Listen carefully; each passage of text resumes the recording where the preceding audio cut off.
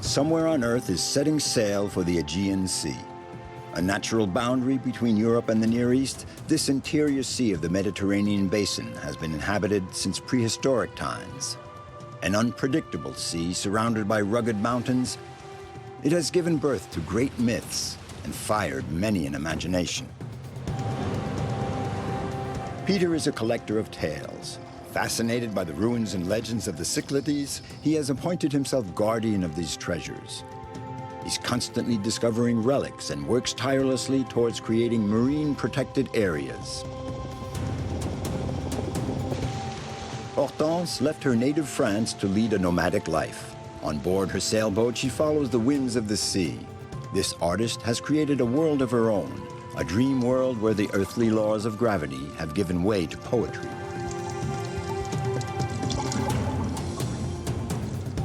Nicolaides, an accomplished climber, has found his equilibrium on the most mythical of mountains. He lives year-round on the peaks of Mount Olympus, abode of the ancient Greek gods, where unspoiled nature guides his footsteps and nourishes his soul. Mount Olympus for me is the place where I live, and that's where I've done pretty much everything in a high emotional, spiritual, and mental level. So, I don't know, it feels like, and it is the center of the universe for me.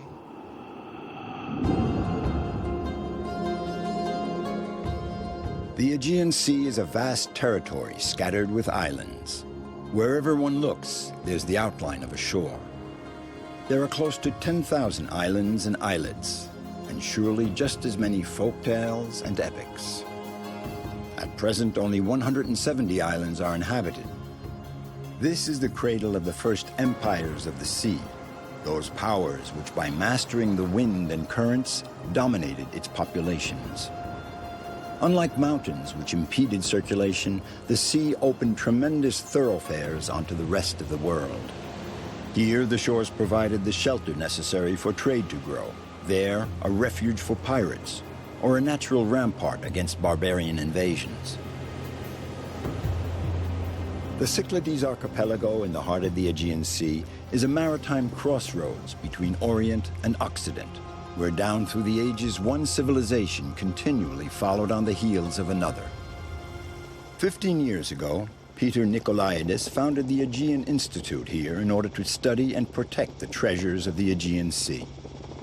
Δηλαδή αν μπορώ κάνουμε εδώ πέρα λίγο 5 μοίρες, ναι, κάπου εκεί πέρα ευθεία στην ευθεία μας. Nice.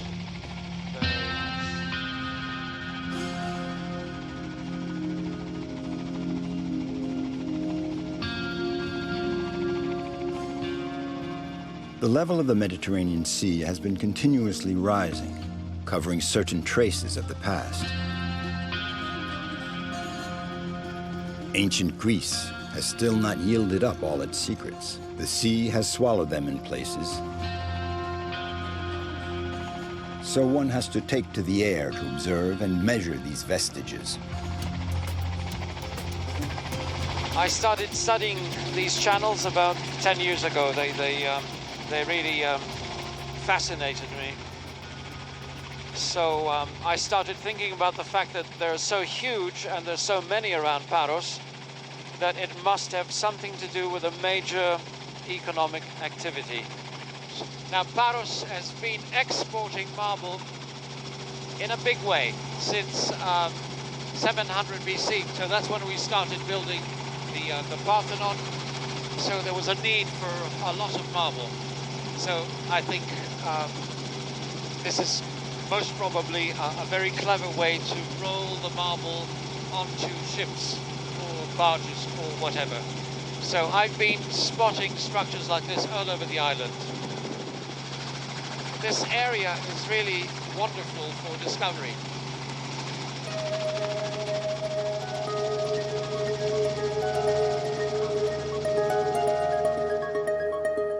When a thick vein of exceptional marble, lignite, was discovered in the heart of Paros, it changed the island's destiny. Thanks to its fine, translucent texture, this marble was highly prized by the greatest sculptors of antiquity. The frescoes of the Parthenon, as well as the legendary Venus de Milo, owe their deep eternal luster to this stone.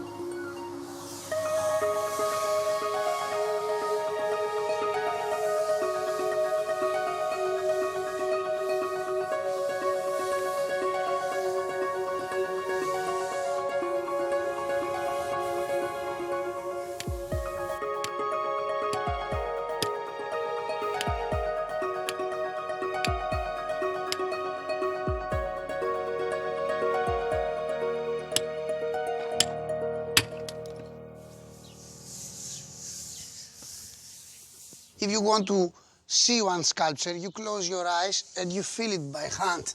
The earth is give us the gift of the stone, and we have to respect that. For myself, I think in not gold, something more than the gold. I have a life in my hand if I work in that stone.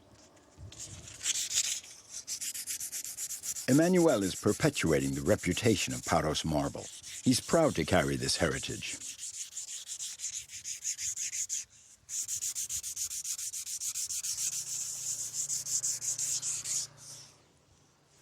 All of my work, if they have a mouth to talk, they say, leave me alone for all the time and touch it, touch it, touch it, touch it.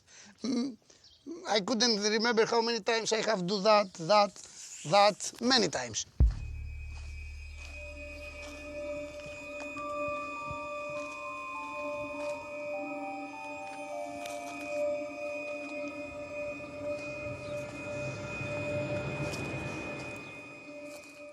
The place for they to cut the stones, many people have killed, have dead there.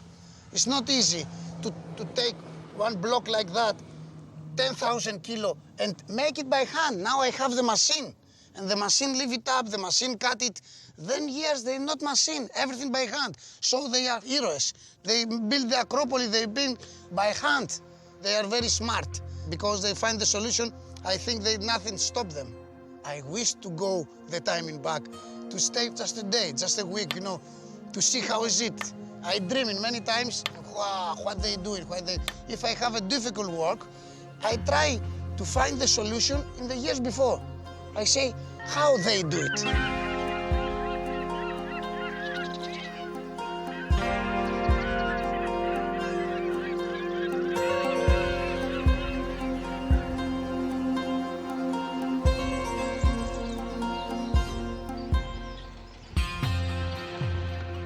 The marble of Paros retains a part of its mystery. Peter, eager to get his information firsthand, has come to the Marati quarry to meet Emmanuel. These are no mere quarries. They are in fact more like marble mines. They were worked for centuries. They testify to the brutality of the work and the determination of the quarrymen. Over 150,000 slaves were worked to the bone in these quarries.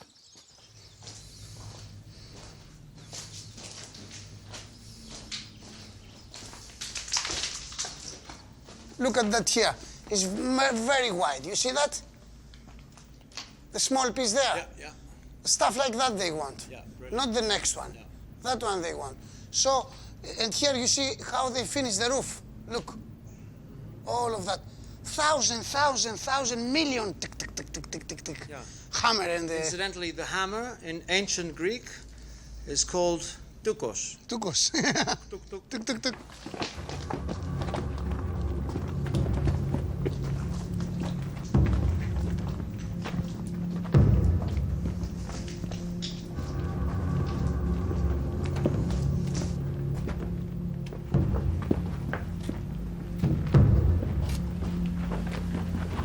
Look at here, Peter. Fantastic is the roof, eh?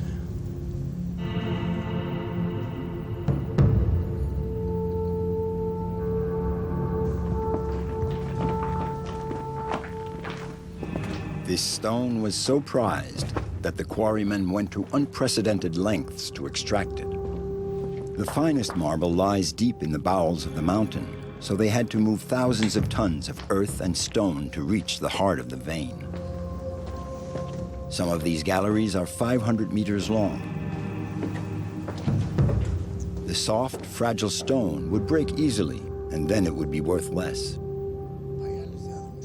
These blocks, abandoned for centuries, will never see the light of day. That piece of stone, for example, we are best in all the world because you can put the light and say the normal is 10 centimeters. They say for transparent, yes. Yeah. But look at here, it's more than 10. Here is 15, 20, or easily.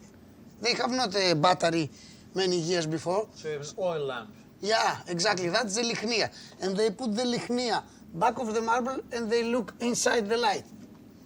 That is give the name lichnitis. So the Parian marble have the name lichnitis. Lichnos. Lichnos, yes. Right. The French writer Jean Giono said, when mysteries are very clever, they hide themselves in the light. The history of the Cyclades is made up of these many highlights, and there's still much to be learned beneath the shimmering surface of the sea. Peter, an underwater engineer, has been diving for over 50 years. He has been applying his technical know-how to oceanography. This is a marine protected area, at least on paper. But now what I'm trying to do is to implement this. And within these marine protected areas, it's not only the fish that we want to grow in size and numbers, but it's an area where you can run experiments, we can run research, you can learn, you can enjoy, geology, biology, and technology. Okay.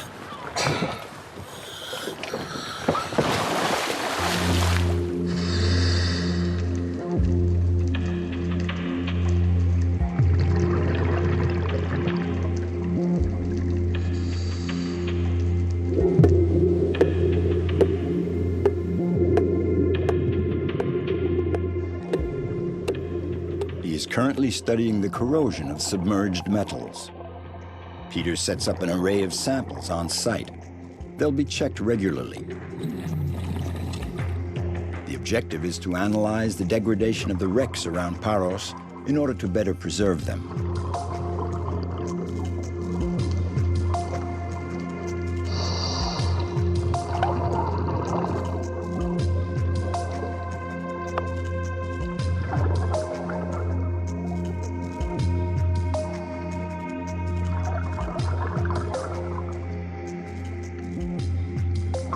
The sea is a vast reservoir of knowledge and surprises and discovery. I think it makes you feel, it keeps you feeling young. The fact that you observe and then discover always keeps you in a state of excitement, zest, and passion for what you're doing. Peter, a tireless explorer, records all the discoveries he makes in his archipelago.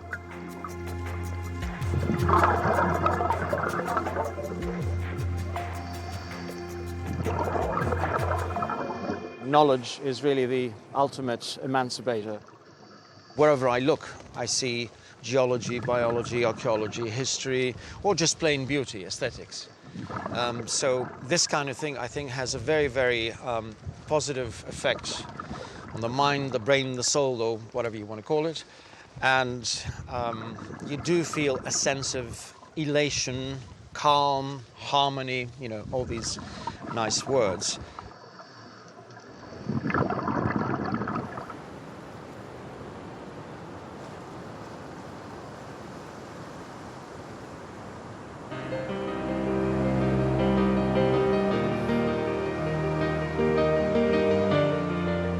Preserving the vestiges of the past, but also ensuring the resources of the present. The future of the Cyclades lies in its coastlines. Peter devotes all his time and energy to protecting this fragile equilibrium.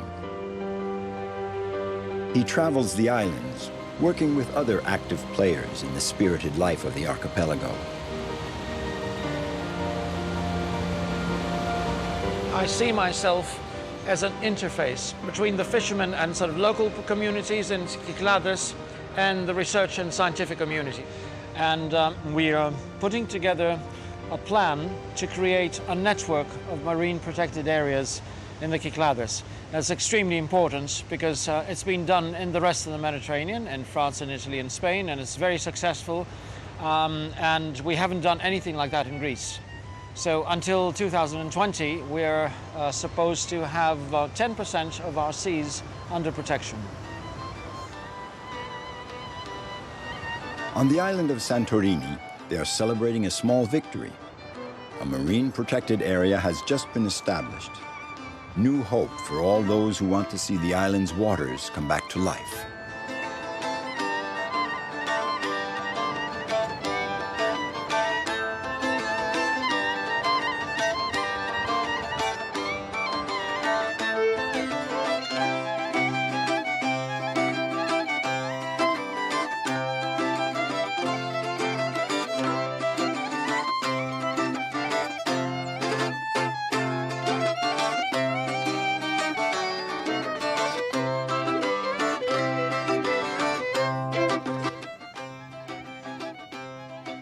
Οπότε φαίνεται ότι οι προστατευόμενες It seems to me that the protected maritime area that you had proposed θα είναι ετούτη εκεί will πέρα, be that one right over there. που υποδείξατε εσείς.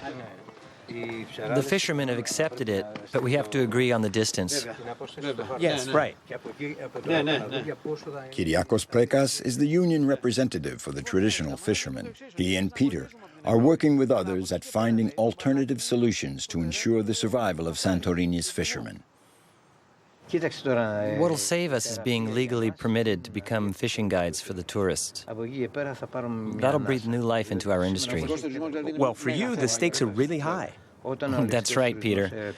You know, as soon as we have the authorization to take tourists on board, we'll adapt our boats.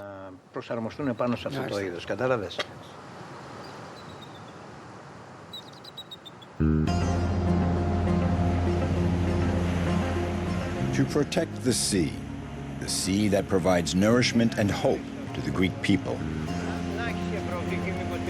Now Kyriakos has to convince the other fishermen to stop fishing in these protected areas.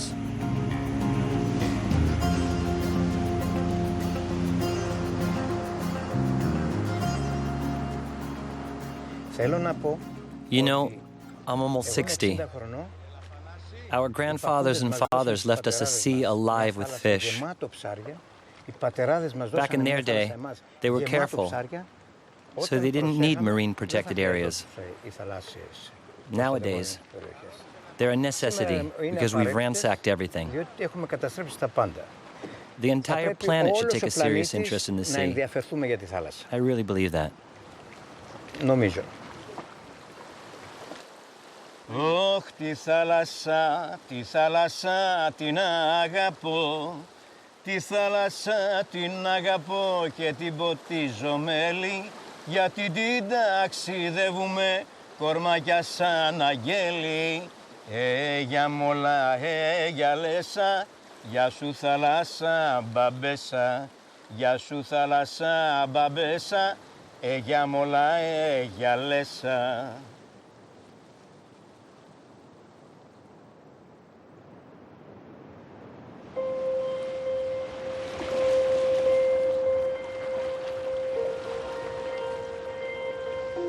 I want to leave simply another little stone, or hopefully several little pixels in the picture.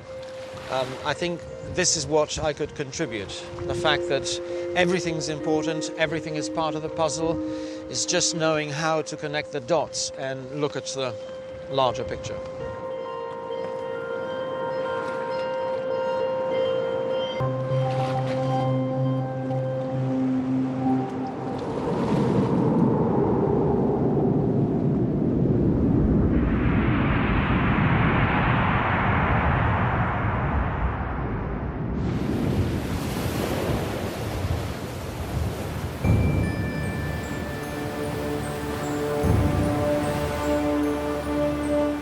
The Aegean is more than a sea. It's the realm of Aeolus, god of the winds. The sea, flanked by mainland Greece and Turkey, acts as a funnel which accelerates the winds from the north. Aeolus blows hot and cold. In the summer, he unleashes the Meltem. In winter, the Boreas, violent winds that cut the islands off from the rest of the world. In that case, the Greek port authorities declare apagoreftiko, sailing prohibited. Station from 496 sailing yacht. Yes, good morning, sir. I'm calling you regarding the weather forecast in the area around Ratimno for the next 24 hours. Over. The weather for the next 12 hours is northerlies 5644. Okay, thank you, sir. Have a good watch. Bye-bye. Silent out. I like having to adapt to different conditions, feeling that I'm not part of the normal world. Diving is a million miles from that world. All the rules change, the ones we're born with. The weightlessness, the sound, the way of seeing things. You have to use your body in a totally different way.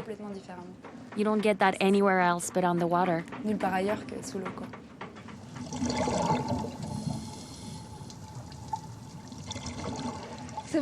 The sea, being on the water, is a form of refuge.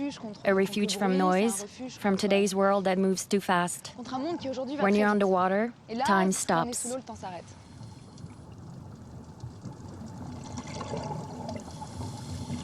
To experience the world in a different way. Hortense Nicolaides made her first dive at the age of 17. She soon turned professional and became a diving instructor.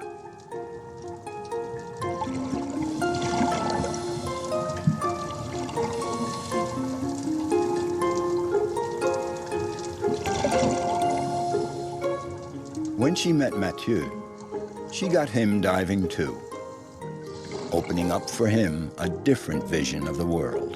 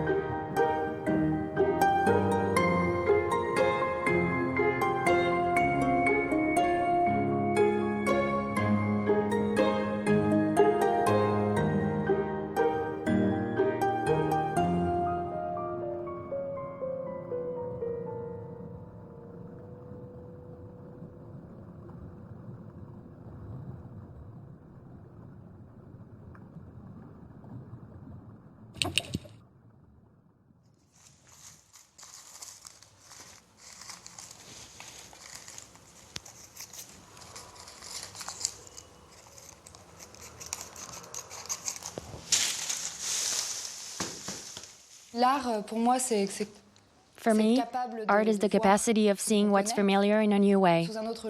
It's being able to step back and assume completely different perspectives on what we take for granted, what we consider banal.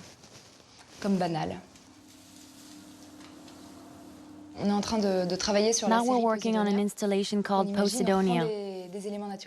The inspiration came from the Posidonia seaweed. We recreated as if it had taken over certain objects, as if they had already spent a length of time in the water.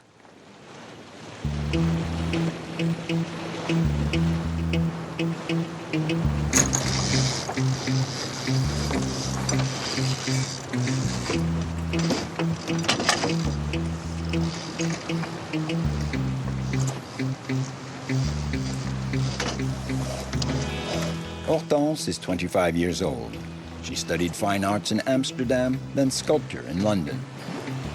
But driven by her desire for freedom and adventure, she opted for a nomadic life, far from the conventions and dictates of society. I decided to live on a boat when I was 15.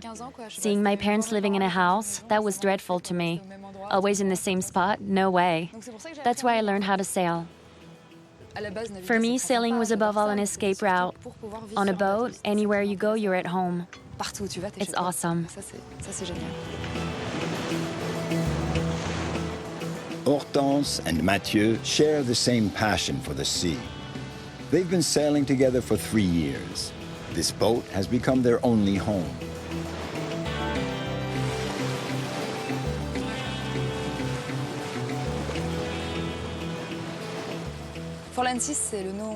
The boat is named Forlan 6, and it has become the name of our studio. It's a kind of traveling workshop where you can experiment. We really hope to have someday people come on board and collaborate with us, run little workshops here and there on the islands, depending on what comes up.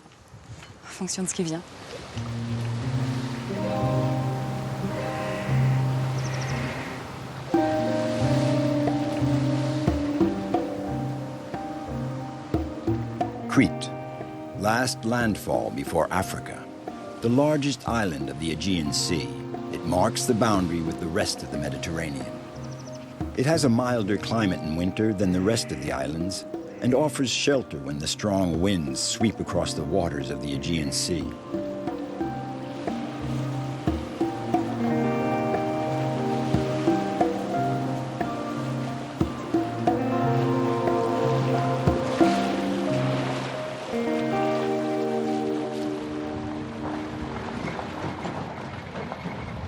Hortense and Mathieu have spotted a peninsula, Balos, on the western tip of Crete that might be a good place for a dive.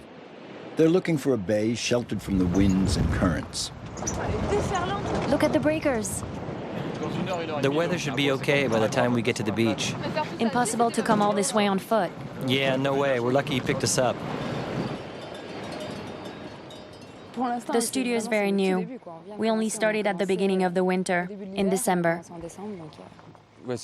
Yeah, this adventure only started 4 or 5 months ago. The research is important, in the sense that each time we see what works and what doesn't. And we have a lot of ideas, so we really have projects that just pop up, and our goal is to carry out as many as possible.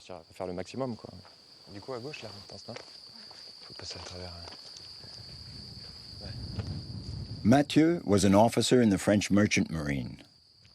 After 10 years spent on commercial ships, he changed course to sail away with Hortense.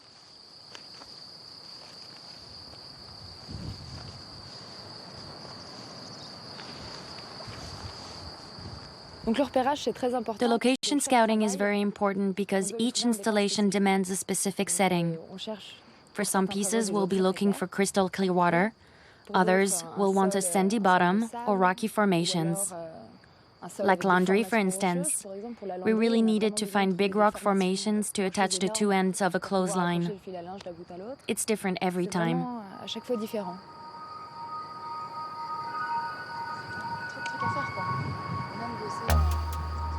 The Mediterranean's transparent waters, the absence of tides, and the shallow shores make the Aegean Sea the ideal workshop for this duo's projects.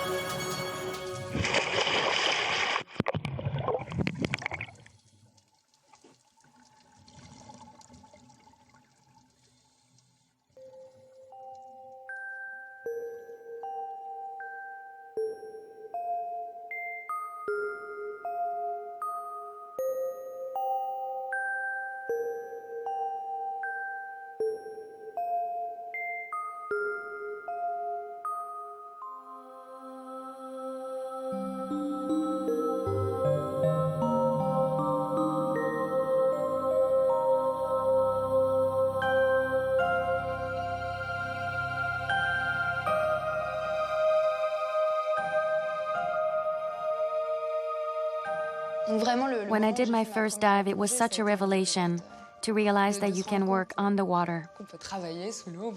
You can do what you want. It's great. I can stay down for an hour, even two if the water is warm and I don't go too deep. I really wanted to combine my art studies with this newfound passion.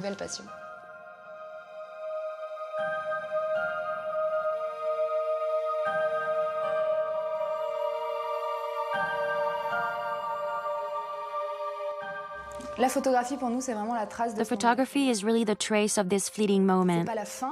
It's not the end of that moment, and it's not the goal either. It's the outcome. It's what we can share for now.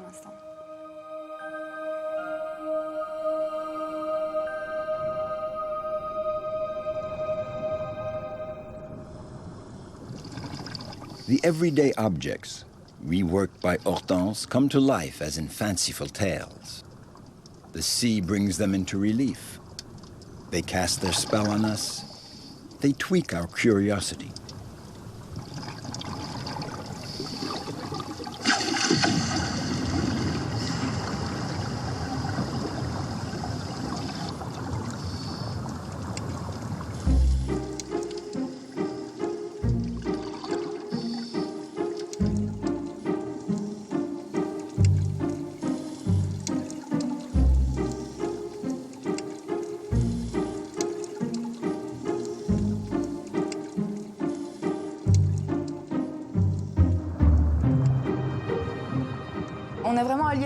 We really combine all our passions in order to create images, to surprise people, to amuse them.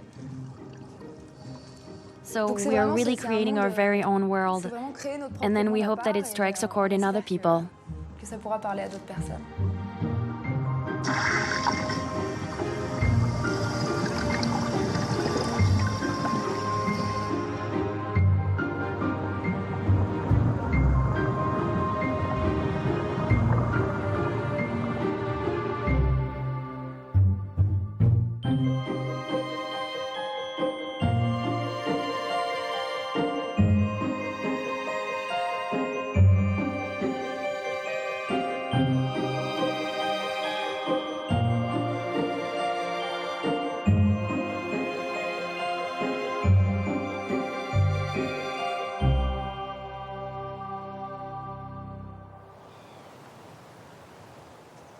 To shed convention and break free of the norms.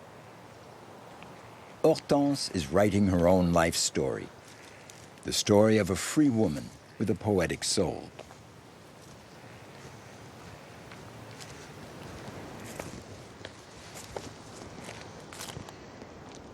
The sea has taught me everything. It's always been a great source of inspiration. I've always sailed. I've always lived close to the sea. I couldn't do without it.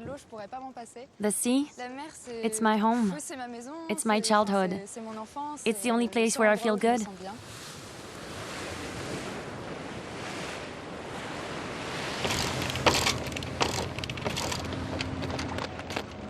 Hortense and Mathieu work together to compose a world of their own, an imaginary realm where the laws of gravity are suspended. A space where water and wind are the raw materials of their adventure.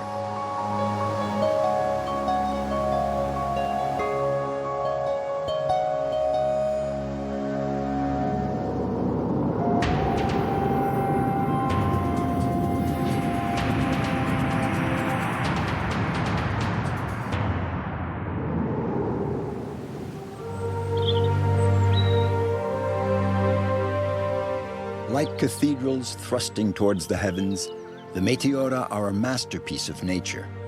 Meteora in Greek means suspended in the air. The early hermits saw in this mystical place the handiwork of God and the ideal setting for prayer and asceticism. They withdrew into these natural caves and hollows, cut off from the world of humans. In the 14th century, Greek Orthodox monks, early mountaineers, undertook the construction of a breathtaking series of 24 monasteries devoted to seclusion. No roads, no stairs. Ropes and pulleys the only link with the outside world below. 6 of these monasteries are still active.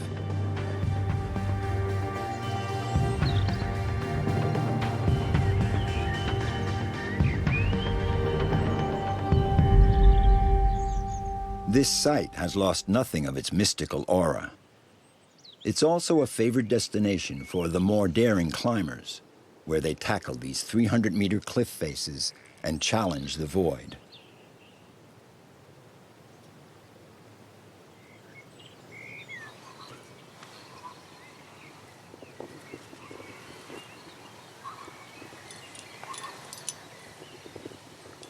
Nicolaides is one of these rock climbers for whom the sky is the only limit.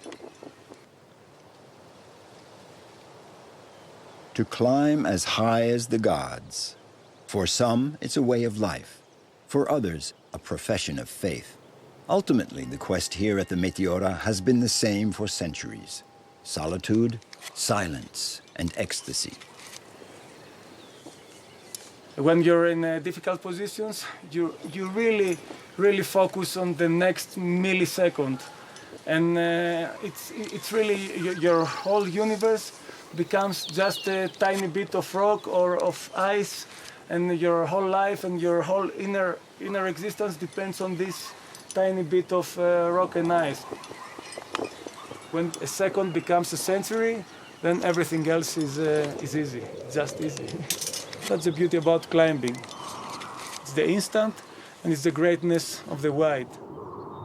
To go knocking at heaven's gate, Nicolaides has taken up year-round residence where no one else dared to live before.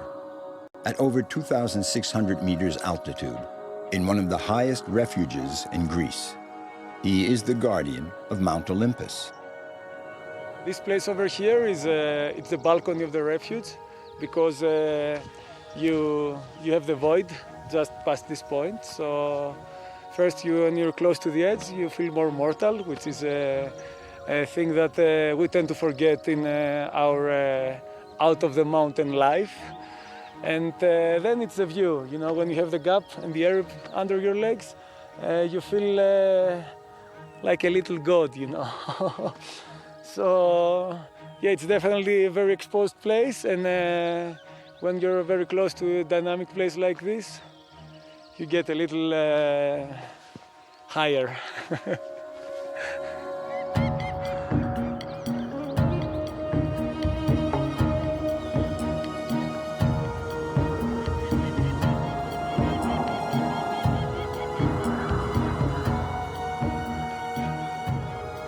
Rather than a single mountain, Olympus is in fact more of a massif, with 9 peaks over 2,600 meters in altitude.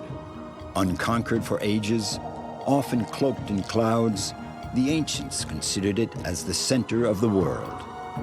It was the sacred abode of the gods of Greek mythology, forbidden to mortals.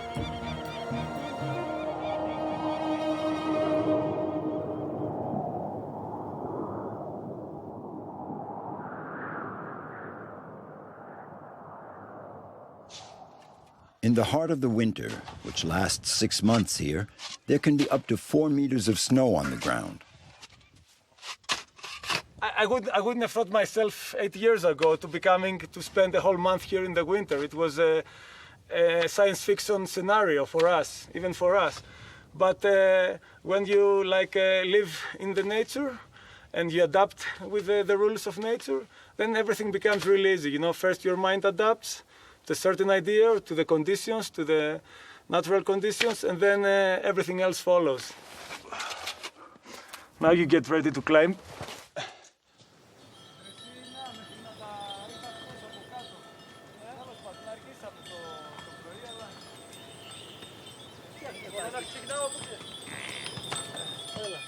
The nearest village, Litooro, is 20 kilometers away, and there's no road.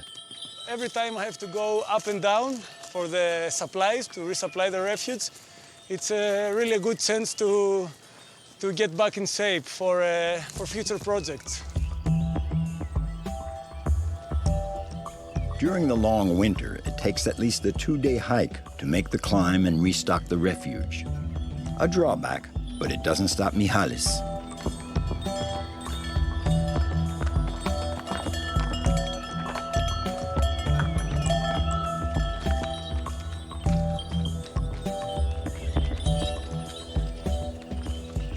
I have been climbing on Mount Olympus for 30 years. In the last 10 years, I'm managing refuge Kakalos. So I can't remember how much times I climbed since my youth up on this place. Pretty much it's countless times. Just if you think that only this winter I've been there 35 times, only in the winter. That means that for the past 10 years, great proportion of my life belongs to Mount Olympus.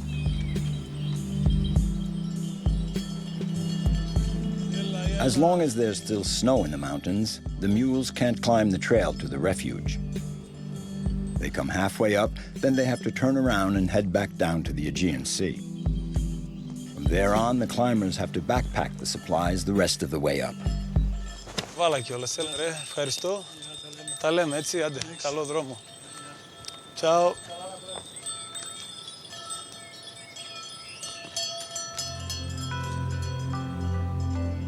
Mount Olympus, in the northwest of the Aegean Sea, has fascinated people ever since they've lived in Greece. Its feet in the sea and its head in the clouds, it rises to close to 3,000 meters. Its flanks slope gently into the Mediterranean. It's the highest mountain in Greece. And in the dying rays of the sun, its shadow stretches far into the sea.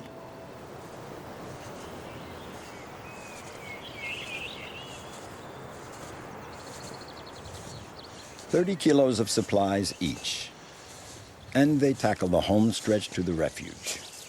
Alex and Nikos are old friends of Nicolaides. It wouldn't be possible to run the refuge without them.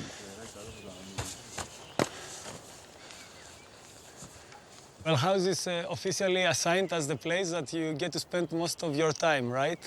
So the place where I get most of my time for the last 8 years, actually, it's right there. It's below the throne of Zeus.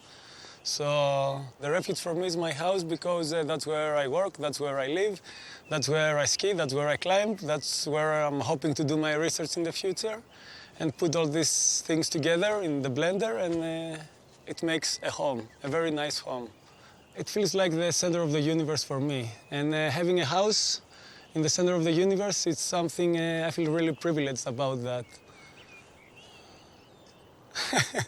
What else?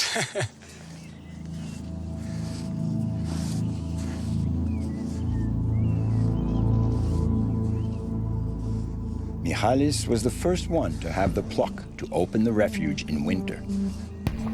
One has to have a touch of madness to take this path. More than a few hikers have been put off by the ridge of Lemos.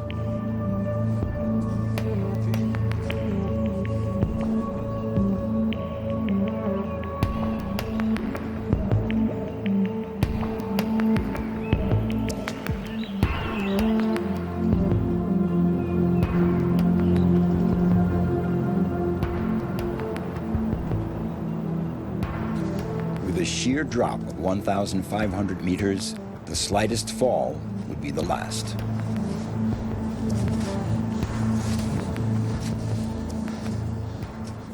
It's this fine line you have to draw between your abilities, your desire, your passion, nature, and what you're really gonna take out of this thing.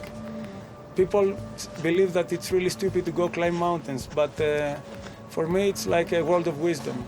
Because I've been in the university for many years.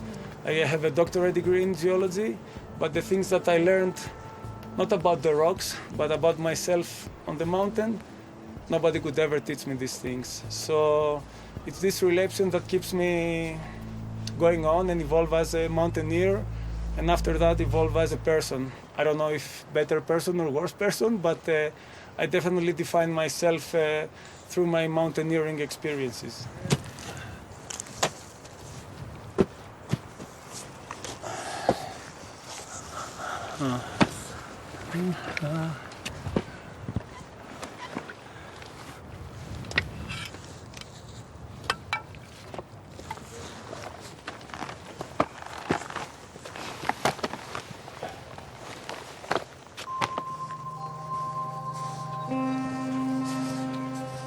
Christos Kakalos refuge, perched on the plateau of the Muses, was named after the first Greek to climb Olympus.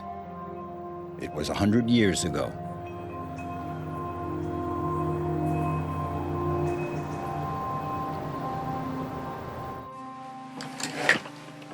Now Nicolaides is getting ready for a climb to the summit, a way for him and his climbing partners to celebrate the end of winter.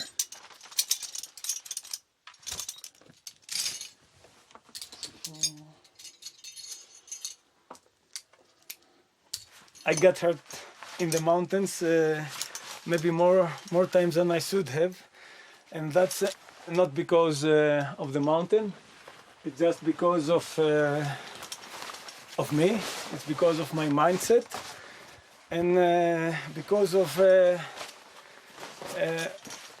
not obeying some rules that the mountain sets for standard. It's the philosophy is the same anywhere you are. But speaking about Olympus, this is the place where everything started, and for me this is a place where still everything keeps evolving. I don't know until when, but it's definitely like climbing the infinite sphere. It's never gonna end.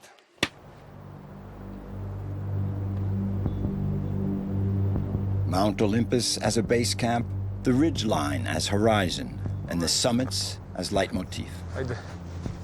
Nicolaides has tackled the most demanding mountains on Earth: the Alps, the Andes, the Rockies, the Himalayas. He took part in the only Greek expedition to climb Mount Everest.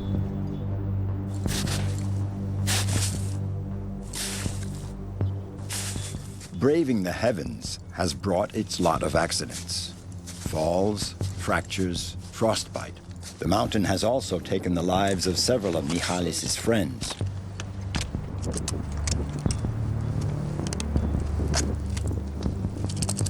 You accept even dying. You never want to die, of course, but sometimes you have this really high emotion when you're up there, and when you're over the edge, that you say, okay, I'm gonna push it a little more, and it's worth my life.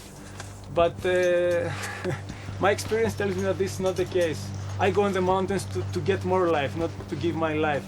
This is really addictive, to be honest with you. I can't change that for anything in my life.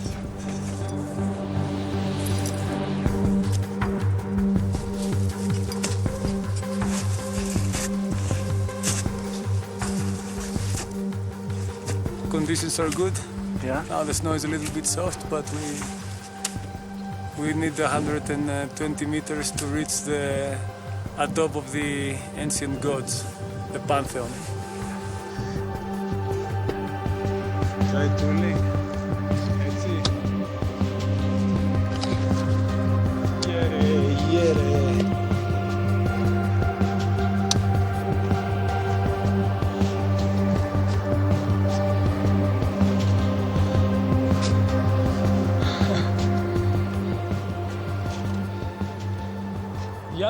Hello, Zeus.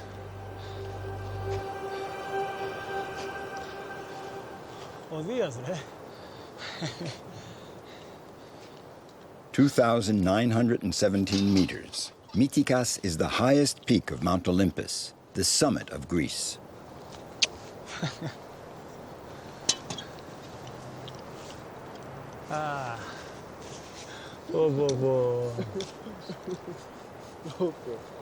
Well, here we are, somewhere on Earth. Three friends sharing the joy of being connected to the earth, the sky, the snow, and the sea.